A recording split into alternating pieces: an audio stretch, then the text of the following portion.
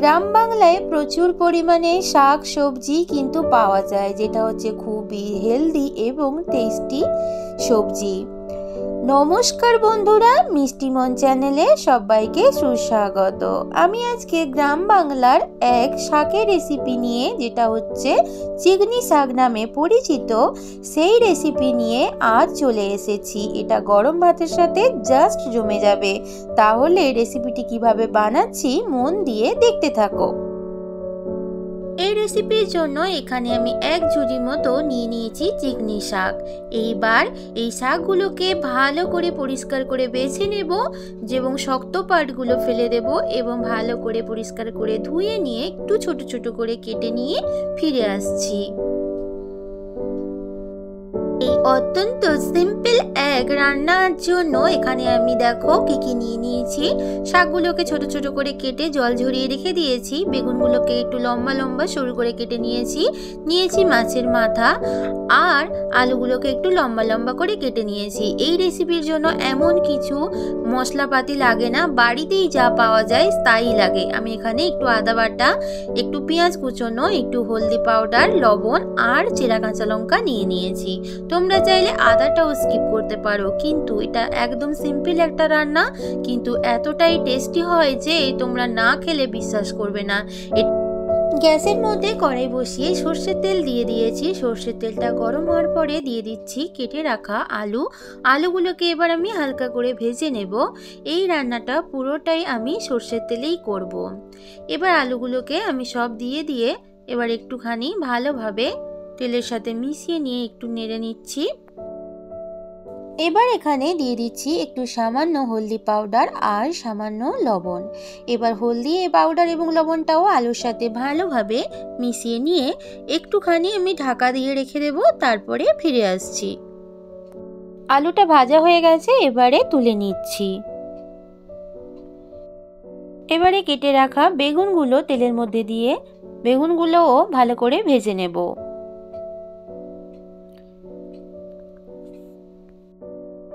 একইভাবে বেগুনের মধ্যেও একটু হলদি পাউডার আর একটু লবণ দিয়ে একটু ভালো করে বেগুনের সাথে মিশিয়ে নিচ্ছি, নিয়ে একটু ভালো করে ভেজে নেব। বেগুনগুলো ভাজা হয়ে গেছে, এবারে তুলে নিচ্ছি। প্লেটের মধ্যে নিয়ে নিয়েছি মাছের মাথা। এর মধ্যে এবার একটু হলদি পাউডার আর লবণ দিয়ে ভালো করে একটু মিশিয়ে নেব, তারপরে মাথাটা ভেজে নেব। এদিকে কড়াইয়ের মধ্যে দিয়ে দিয়েছি সর্ষের তেল। পুরো রেসিপিটাই আমি সর্ষের তেলে করব। সর্ষের তেলটা ভালোভাবে গরম হয়ে গেছে, এইবারে নুন হলুদ মাখানো মাছের মাথা তেলের মধ্যে দিয়ে ভালো করে ভেজে নেব। মাছের মাথা ভাজা হয়ে গেছে, এবারে উঠিয়ে নিচ্ছি।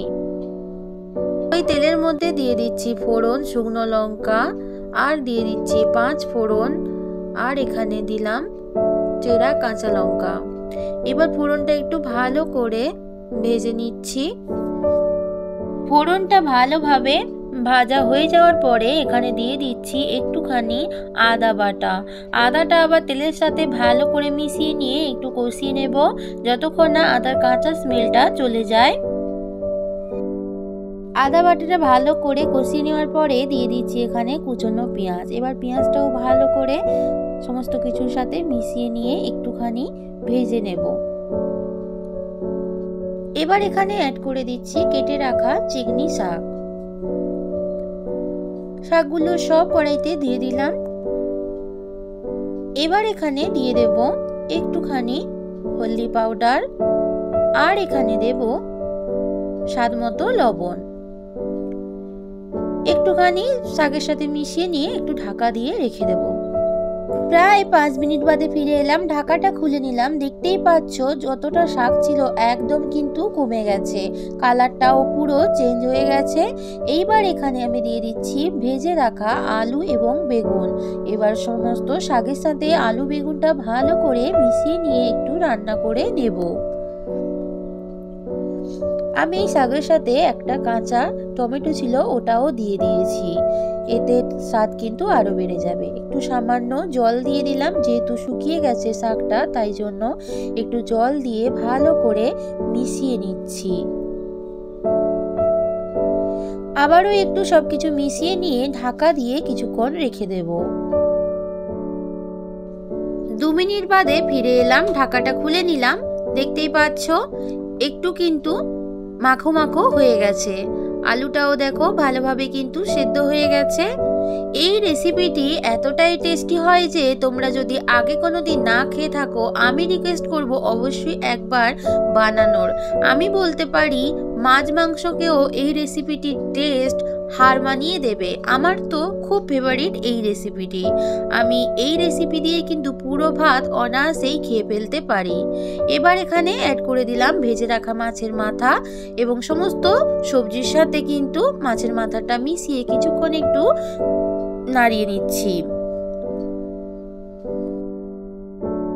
এইবার এখানে একটু সামান্য চিনি আর একটু ভাজা জিরে মশলা দিয়ে দিলাম। এটা কিন্তু সম্পূর্ণ অপশনাল, দিতে পারো নাও দিতে পারো।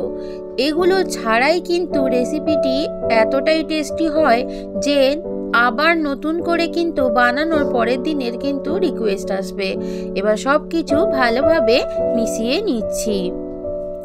রান্নাটা কিন্তু আমার অলমোস্ট কমপ্লিট হয়ে গেছে। দেখতেই পাচ্ছ একদমই সবকিছু ভালোভাবে মাখো মাখো হয়ে গেছে। সব শেষে এখানে দিয়ে দিচ্ছি একটা কাঁচা লঙ্কা আর কাঁচা সর্ষের তেল। এই রেসিপিতে লাস্টে কিন্তু এই সর্ষের তেলের ফ্লেভারটা কিন্তু দিতেই হবে। এটা দিলে কিন্তু এই রেসিপি আরও টেস্ট অনেক বেড়ে যায়। এবার তেলটা দিলাম, সেটা ভালো করে এবার শাকের সাথে মিশিয়ে নিচ্ছি। রান্নাটা কিন্তু আমার একদম কমপ্লিট। আমি এবার ঢাকা দিয়ে গ্যাসের ভলিউম অফ করে 10 মিনিট স্ট্যান্ডিং টাইমে রেখে দেব। তারপরে সার্ভ করে নিয়ে ফিরে আসছি। তোমরা সবাই দেখতে থাকো। গ্রাম বাংলার সেই খুবই পরিচিত চিকনি শাক মাছের মাথা দিয়ে আলু বেগুন দিয়ে রেসিপিটি একদম কিন্তু রেডি। আমি সার্ভ করে নিয়েছি। দেখতেই পাচ্ছ কতটা লোভনীয় লাগছে। এক থালা ভাত নিমেষেই কিন্তু খেয়ে ফেলা যাবে এই রেসিপি দিয়ে। আমার আজকের এই রেসিপি যদি ভালো লাগে একটা লাইক করো এবং কমেন্ট করে জানিও তোমাদের কেমন লাগলো। তোমাদের একটা লাইক, একটা কমেন্ট আমাদের নতুন নতুন ভিডিও বানাতে উৎসাহ যোগায়। আমার চ্যানেলের পুরনো এবং নতুন বন্ধু সবাইকে আমার পাশে সব সময় থাকার অনুরোধ জানিয়ে বন্ধুরা আজকের মতো তোমাদের থেকে বিদায় নিচ্ছি। ফিরে আসবো নতুন কোনো এক রেসিপির সাথে। ততক্ষণ তোমরা সবাই ভালো থেকো, সুস্থ থেকো, সব সময় হাসতে থেকো। টাটা।